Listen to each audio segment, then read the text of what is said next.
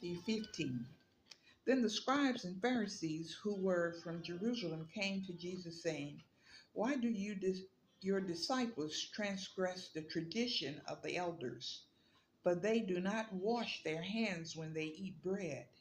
He answered and said to them, Why do you why do you also transgress the commandment of God because of your tradition?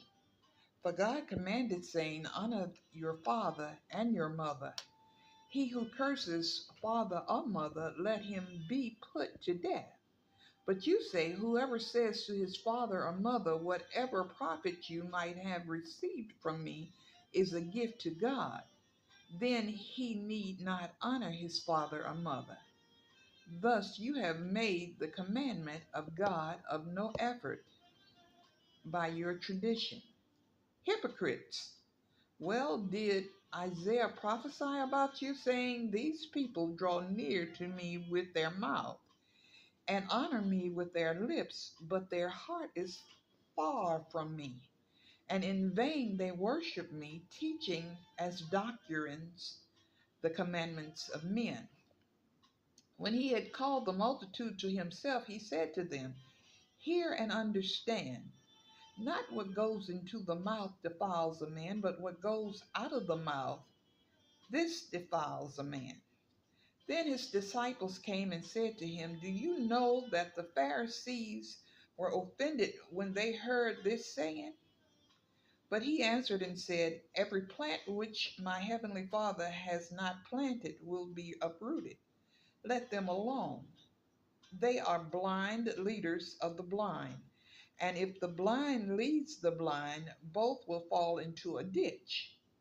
Then Peter answered and said to him, Explain this parable to us. So Jesus said, Are you also still without understanding? Do you not yet understand that whatever enters the mouth goes into the stomach and it is eliminated?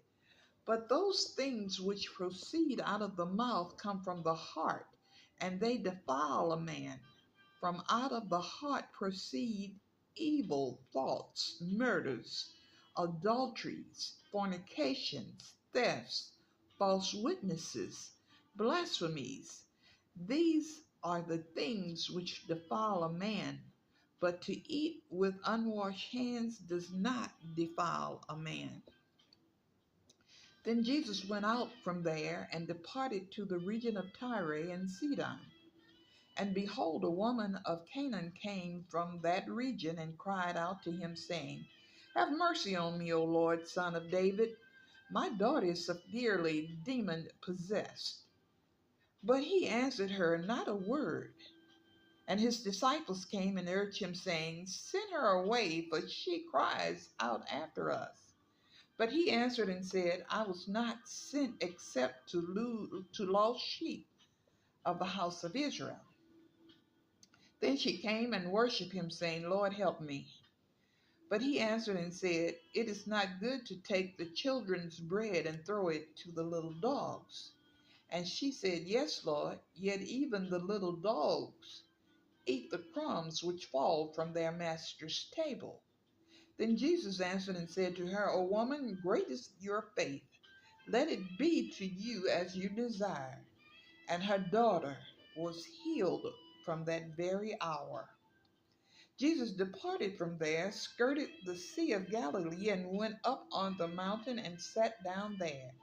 Then great multitudes came to him, having with them the lame, blind, mute, maimed, and many others.